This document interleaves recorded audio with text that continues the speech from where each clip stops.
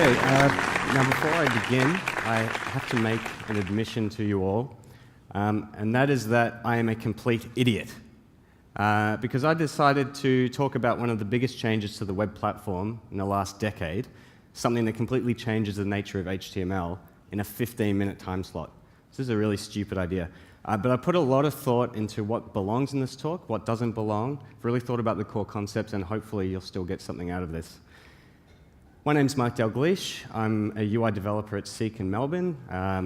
You may know me as the lead organizer of Melb.js. And I'm here, as you may know, to talk to you about web components. But more importantly, I think I've made a big discovery about web components, and that is that I think if you work in the web every day and you understand elements, that you are already an expert at this stuff. First, we have to answer the question, why web components? What's the big deal? Why are they so important? To understand this, you really need to look no further than what we refer to as components today and what it feels like to use them. So this is a scenario I'm sure we've all been through. You've gone and grabbed some third-party widget, or maybe even it's your own widget. You've grabbed it off the internet somewhere. You're going to use it in your page. First, you've got to bring in a style sheet. Okay, then you've got to bring in the JavaScript for this widget. And next, you might have to put some custom incantation in your markup somewhere. In this case, we've put a data attribute on a div as a little placeholder. And then later on, when the DOM's ready, we're going to reach back into the document, and we're going to grab that placeholder and use it as a hook to create an instance of our widget. So we're done, right? Wasn't too difficult. Problem is, we're not really done, because what we've created here is not it doesn't hook into the native element lifecycle of the browser. It's completely separate. So if later on we want to inner HTML this custom widget into some other div, it's not going to work. We have to remember to reach into this fresh part of the DOM and initialize the widget again. And if you're not writing this code, then a framework or something else is taking care of this for you. There's always this two-step process. Now, once that widget has been initialized, what happens? It's going to dump a bunch of markup into the DOM like this. And if you inspect it, you'll see there's all this extra markup sitting there that you didn't write. But it's sitting on a level playing field with your elements. So it's all sitting there in the same context. Because of that, they have to make sure that they namespace all these elements. You'll see the classes are my widget this and my widget that. Because the style sheet that you imported earlier is running in the same context as your styles. They've got to make sure they're very careful about targeting those elements in their widgets. There's no encapsulation here at all. There's no boundary between their code and your code. It's all just mixed up together. And this is a big problem that for a lot of us, we just kind of take for granted that this is normal. But this is where web components comes in to really solve this core problem we've been dealing with from the beginning. So with web components, the dream is that we can just, with a single import, get a new element, and then you just use it like you would any other element. Just works. And because this hooks into the native element lifecycle of the browser, if you inner HTML your custom widget into the page, that's it. It just works. And if you inspect this element in the DOM, you bring up the dev tools and you have a look at your markup, you're going to see my widget sitting there in the page. And that's it. It's one tag. If you turn on Shadow DOM and drill down, you can see inside there's actually a hidden document fragment with all the private implementation detail of that element hidden inside. Except this time, because it's hidden away in its own little context there, they don't need to namespace carefully with long class names on everything. They've got their own little sandbox that they can deal with. This is a great win for widget developers, and it's great for us as people that can consume these widgets. Now, when we talk about web components, it's really not just one thing. It's an umbrella term referring to a suite of technologies. We're talking about custom elements and Shadow DOM. We're also talking about the template element, HTML imports, and CSS decorators. Now, all of this may look big and scary, but in the interest of time, I've had to drill down into what's most important about web components. And to me, the first two are really key to web components because they are what give us the encapsulation that we've been missing. They're going to get you most of the way there to what it is that we really want from web components. Now, to understand what we get from custom elements and Shadow DOM, really that stuff is about giving us access to things that browser vendors have been doing for a long time. So if you understand what it is to work with DOM elements, then really you're already an expert at web component. So because we already know about elements, let's have a quick refresher about what it is we know about elements. We know that elements can be instantiated with markup. So you just put some HTML on your page, and there you go. You've got your input widget. We know that they can also be instantiated with JavaScript. So you can document.create element. There's your input there. You can also set the inner HTML of another element. We know that these elements are instances. So you can check out the prototype chain. You can ask if it's an instance of HTML input element, if it's an input, or a div is an instance of HTML div element. There's all these built-in constructors for these different input types, element types, excuse me. And we know that these elements can perform their own initialization. So if we inner HTML an input into the page with the value attribute pre-populated, we know that straight away its value property of the JavaScript object is already in sync. It's already done its own setup for us. And this process continues when you update attributes of the element. So here, if we set the attribute of the input, once again, the value property stays in sync. So there's a relationship happening there behind the scenes, but we as developers never really have to think about it. And these elements can have hidden internal DOM structures, and this is somewhat more of a newer concept in a lot of cases. So here's an example of an HTML5 date input. And if we open it up, you'll see there's a lot going on inside this thing, interactivity. If you had to build this, there's a lot of markup there. But to get this, what do? You just put input type equals date, and there it is, one element. If you inspect that and ask how many child nodes this input has, it has none. So to us, as people consuming this input, it's just one element. All its internals are hidden away. And you'll find this is actually implemented basically as a web component in the browser, with shadow DOM hidden inside. We know that elements can have access to child elements. So the classic example being a select box. Here we've got a select with a few options, the markup being select with some option tags inside. Now, if we had to re-implement our own custom select, you can imagine that it would be very important for us to have access to these options inside our select tag. And these elements can have their own private styles. So again, if we look at the input type of date, it's got its own visual style going on there, but you'll notice that unlike our custom widgets that we deal with, at no point do you have to bring in calendar.css, right? It's got its own styles bundled inside. But if we need hooks to the internals of these elements, this can be provided. As a very new example, we're getting the dialog element provided to us. And part of the dialog is that it has a backdrop that covers the whole page. Now, if we want to change the color of that backdrop, or change the opacity, or whatever we want to do, we need a hook to that. We don't care if the browser implements it as a div or whatever, it doesn't matter. They name it backdrop, and we have a hook to it through CSS by referring to it as backdrop.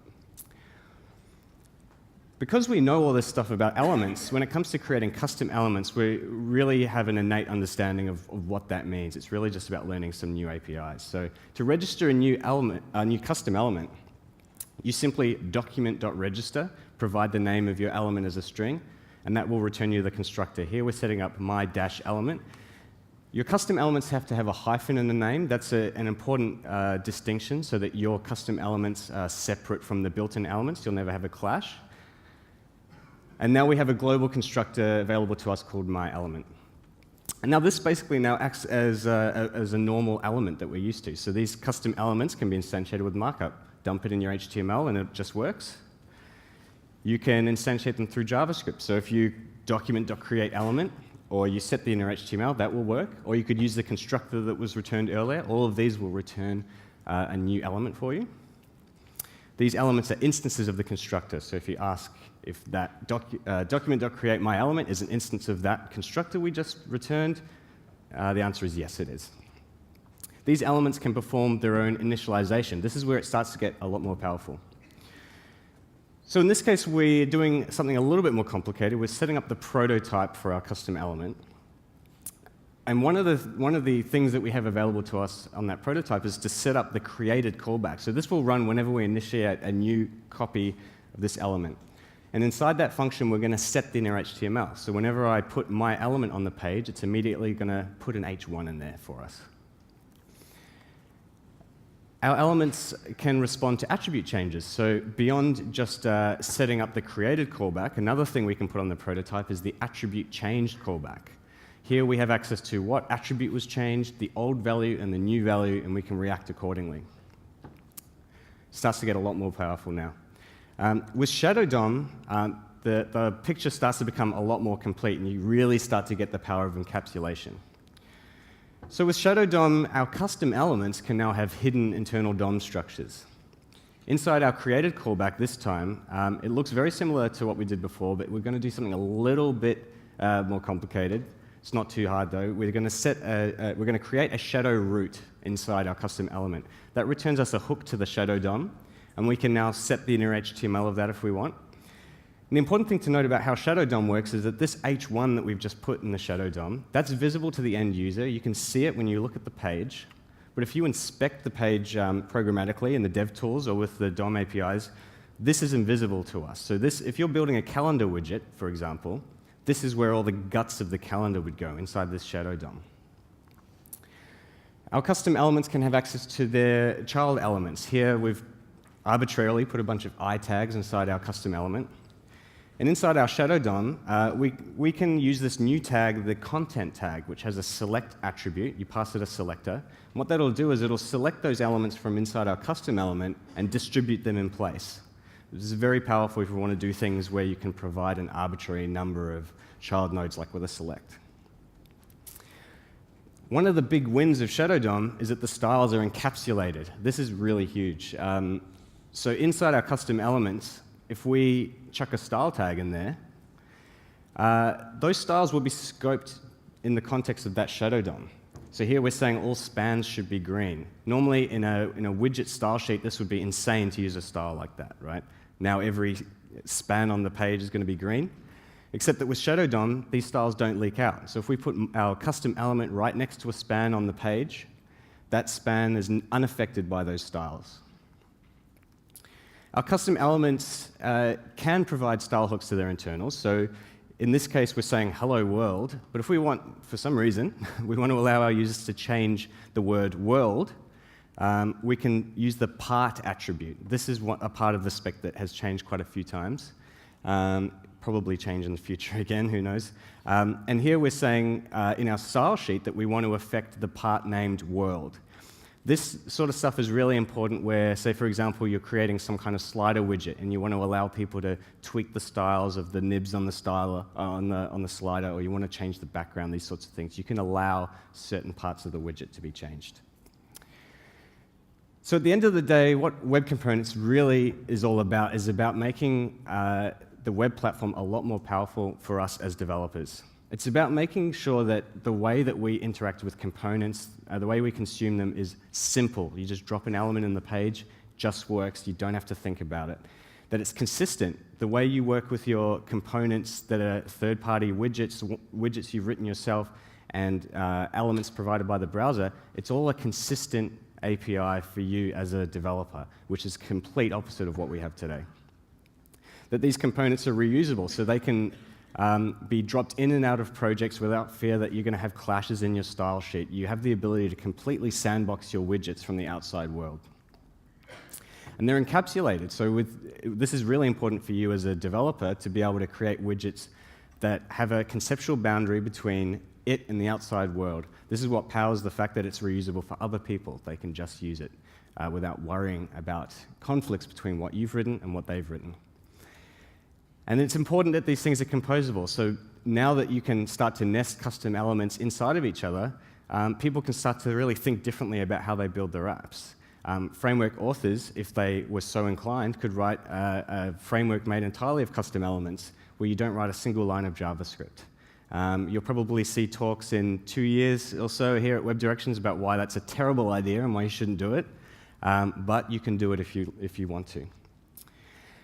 It's really just the beginning for Web Components. It's early days. Browser support is pretty patchy, but I highly recommend you start to get involved. Best place to start, fire up Chrome flags, preferably in something like Chrome Canary. Enable experimental web platform features that'll unlock this stuff for you. In other browsers, if you want to patch it in the meantime, there's some polyfills out there. You may have seen Google's Polymer project, which is a polyfill plus some extra stuff on top that they're trying to sort of inform where the spec should go, try out some new things like data binding. And Mozilla has their Xtag project as well. Definitely great projects to check out. And on top of these projects, they're starting to come out with a set of components. So you've got Polymer elements and Polymer UI elements. Brick is a set of components from Mozilla built on top of Xtag, and Xtag has a website of a registry of custom elements built on top of Xtag. What I encourage you to do is, if you haven't already, today, next time you're at your computer, fire up the console and just start to experiment. Register new elements and add them to the page, and be ready for the future of the web. That's it. Thank you for listening. My slides are up at bit.ly/alreadyAnExpert. Thank you for listening.